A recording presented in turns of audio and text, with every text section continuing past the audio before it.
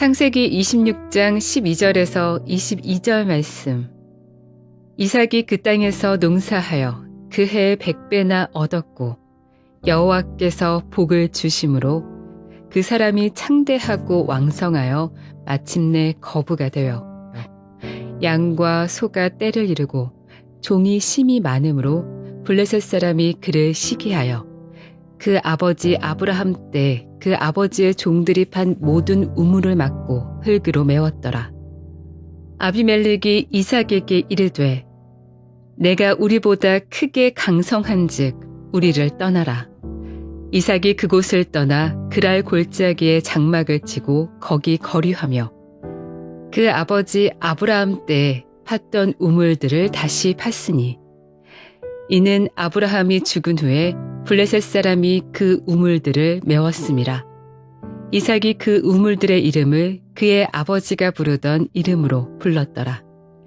이삭의 종들이 골짜기를 파서 샘 근원을 얻었더니 그랄 목자들이 이삭의 목자와 다투어 이르되 이 물은 우리의 것이라 하매 이삭이 그 다툼으로 말미암아 그 우물 이름을 에색이라 하였으며 또 다른 우물을 팠더니 그들이 또 다툼으로 그 이름을 신나라 하였으며 이삭이 거기서 옮겨 다른 우물을 팠더니 그들이 다투지 아니하였으므로 그 이름을 르호봇이라 하여 이르되 이제는 여호와께서 우리를 위하여 넓게 하셨으니 이 땅에서 우리가 번성하리로다 하였더라.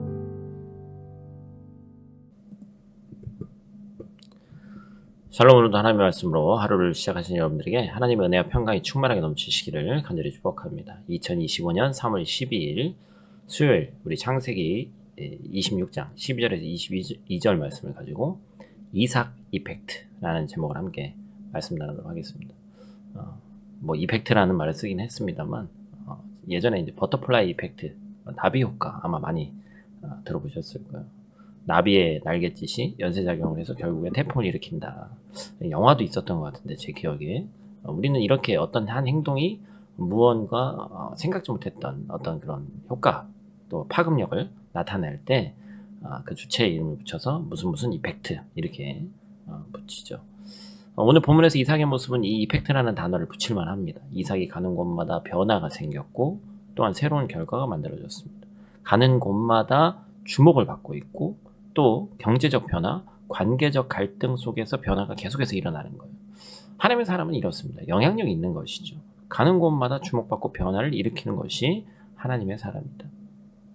왜냐하면 그는 평범한 사람이 아니라 하나님과 함께하는 자이기 때문에 당연히 그 사람을 통해서 하나님께서 흘려내보내고자 하는 것들이 있기 때문에 그렇다라는 것이죠. 그렇다면 오늘 본문에서 이삭이 보여주는 이삭 이펙트는 어떠한 내용인지 우리 한번 같이 살펴보도록 하겠습니다. 첫 번째로 우리가 기억해야 할 것은 첫 번째 이삭 이펙트는 뭐예요? 이삭은 양보할수록 더 큰 복을 받았다라는 것입니다.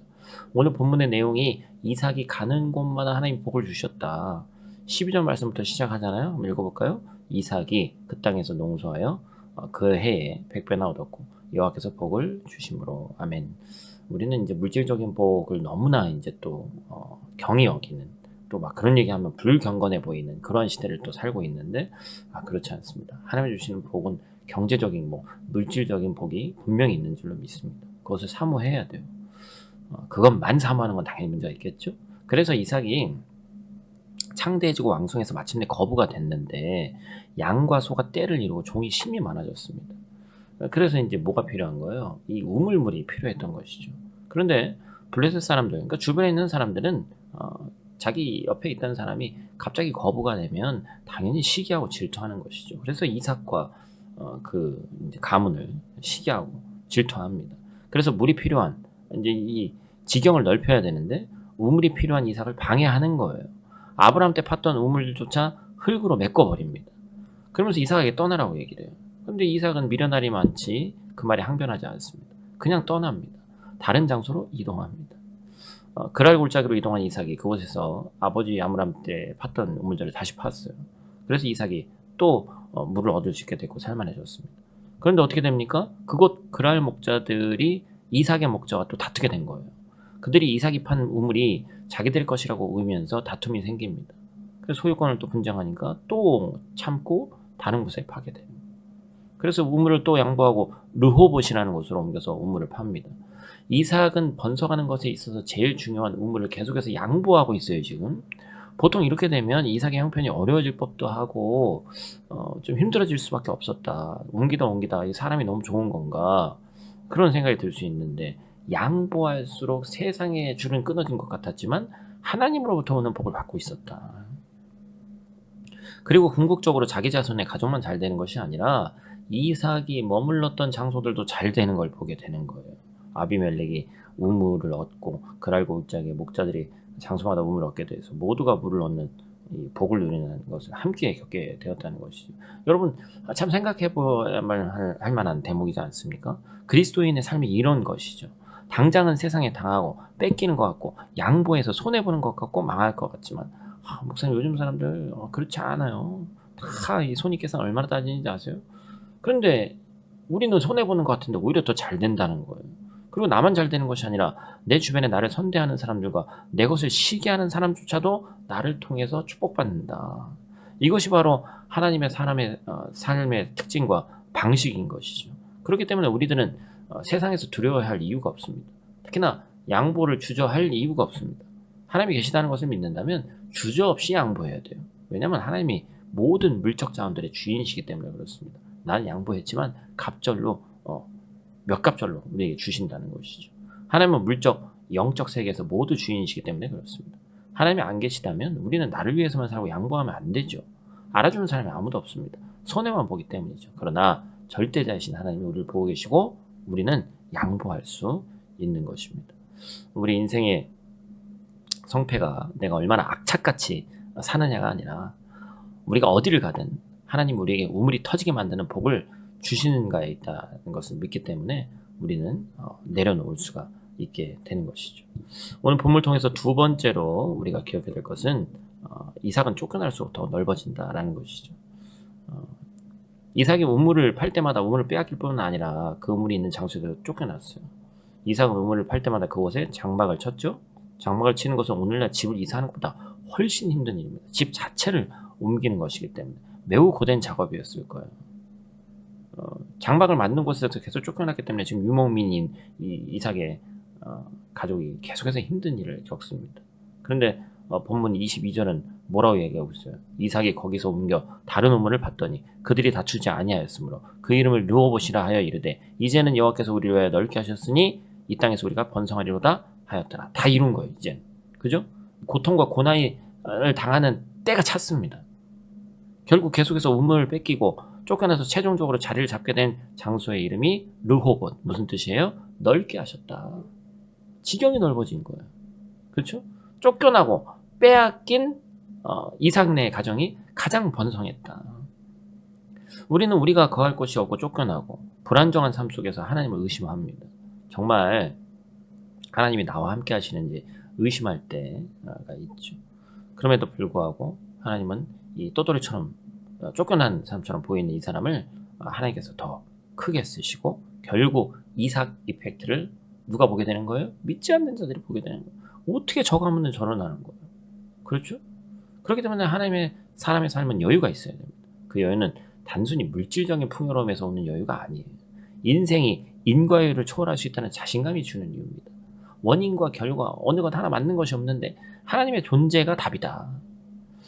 세상 사람들은 인과 법칙으로 인생을 살아갑니다. 그러나 하나님의 사람은 이러한 이삭 이펙트와 같은 하나님을 신뢰함으로 살아가는 거죠. 내가 인풋을 준 만큼 아웃풋, 즉 결과가 나온다고 생각하는 사람은 불안해서 잠을 못 잡니다.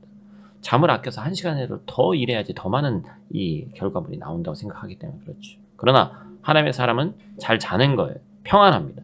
평강과 만족과 담대함이 있다. 그저 우리는 오늘 하루 최선을 다하고 결과는 하나님의 것이라는 고백을 하기 때문에 하나님의 사람은 평안할 수 있게 되는 것이죠. 말씀을 마치겠습니다. 사랑하는 성도 여러분, 우리는 오늘 이 이삭 이펙트를 통해서 하나님의 사람의 인생에 어떤 일이 생기는지를 묵상했습니다. 이삭 이펙트가 우리의 삶에 일어나기 위해서 하나님께 모든 것을 내어 맡기고 하나님만 의지하는 인생 되시기를 축복합니다. 우리가 양보하고 우리가 물러나도 하나님은 도리어 우리를 채우시고 우리를 높이 들어 올리실 줄로 믿습니다. 우리가 우리 자신을 스스로 높이지 않고 하나님만 드러낼 때 하나님은 우리의 삶을 통해서 영광 받으시고 하나님 되심이 드러나실 줄로 믿습니다. 오늘도 우리에게 선포된 말씀을 가지고 또한 오늘 하루 승리하는 저런 되시기를 간절히 축복합니다. 우리 다 같이 있는 자리에서 기도하고 마치도록 하겠습니다.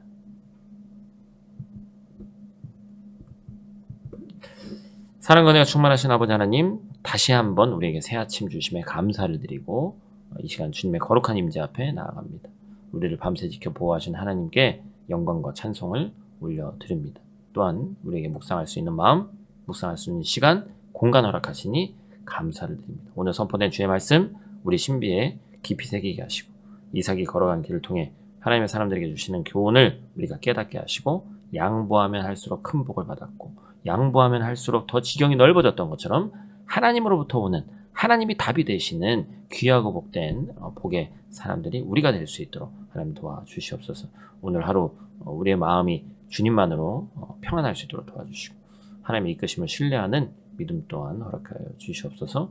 오늘도 우리 교회를 지켜주시고 아침에 말씀 묵상하는 하나님과 말씀과 가까이 하려고 하는 모든 성도들의 삶을 축복하여 주시옵소서. 우리 가정과 자녀들 일터와 삶의 자리 위에 주님의 손길이 펼쳐질 수 있도록 도와주시고 모든 순간 하나님의 도우심을 경험하는 삶 살 수 있도록 하나님 도와주시옵소서. 모든 영광 주님께 올려드리며 우리를 구원하신 예수님 귀하신 이름으로 기도드립니다. 아멘.